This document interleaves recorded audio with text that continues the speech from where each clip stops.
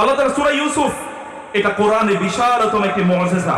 যদি আপনারা পড়েন সূরা ইউসুফকে, আল্লাহ সুবহানাহু ওয়া তাআলা আমাদেরকে যে অসাধারণভাবে উপস্থাপন করেছেন। আলিফ লাম র, প্রথমেই আল্লাহ তাআলা মুআজিজা উল্লেখ করেছেন আলিফ লাম র। এমন নবীর উপর নাজিল হয়েছে যিনি নবী আল উম্মি, তিনি লিখতে জানতেন না, তিনি পড়তে জানতেন না, তিনি দেখে দেখে তিনি আলিফ লাম র এভাবে তিনি উচ্চারণ করতে জানেন না।